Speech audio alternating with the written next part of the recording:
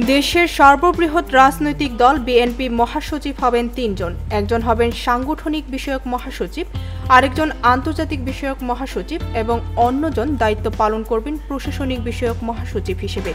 দলের জাতীয় কাউন্সিল অধিবেশনে কিংবা চেয়ারপারসনের গঠনতান্ত্রিক ক্ষমতা বলে নিয়োগ হতে পারে মহাসচিবদের।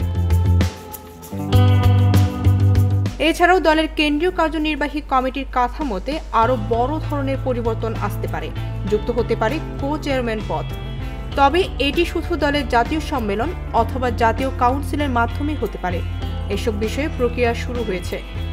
দলীয় হাইকমান্ড তারেক রহমান সর্বোচ্চ নীতি নির্ধারণী ফোরামের সদস্যদের সঙ্গে বিষয়টি নিয়ে আলাপ আলোচনা করেছেন। সংশ্লিষ্ট নির্ভরযোগ্য একাধিক সূত্রে এসব তথ্য জানা গেছে। জনগণের ভোটে আগামী জাতীয় সংসদ নির্বাচনে নির্বাচিত হলে নির্বাচন পরবর্তী সরকার গঠন প্রক্রিয়ার বিষয় নিয়েও আলাপ আলোচনা ও কার্যক্রম চলছে। ভারপ্রাপ্ত চেয়ারম্যান তারেক রহমান ঘোষিত নির্বাচনোত্তর ঐকমত্যের জাতীয় সরকার গঠনের বিষয়টির ওপর গুরুত্বারোপ করা হচ্ছে। বিশেষ করে ফ্যাসিস্ট শেখ হাসিনার সরকারের বিরোধী যুগপৎ আন্দোলনের শরিক দলগুলোর নেতাদের কীভাবে মূল্যায়ন করা হবে সেসব বিষয় নিয়েও আলোচনা চলছে। কাকে কোথায় মনোনয়ন ছাড় দেওয়া হবে কিংবা কাকে মন্ত্রিত্ব দেওয়া হতে পারে এসব বিষয় নিয়েও কার্যক্রম চলছে।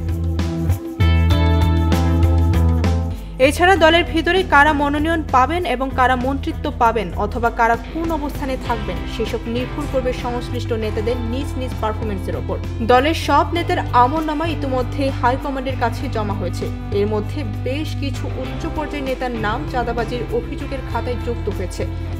তাদের ব্যাপারে শক্ত অবস্থান নেবেন ভারপ্রাপ্ত চেয়ারম্যান।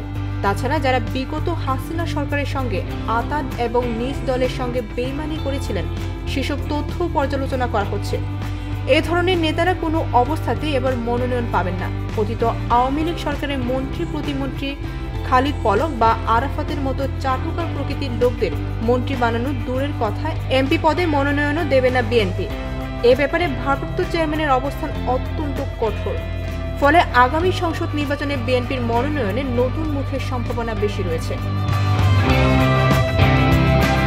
ডেস্ক রিপোর্ট, ভোরের পাতা।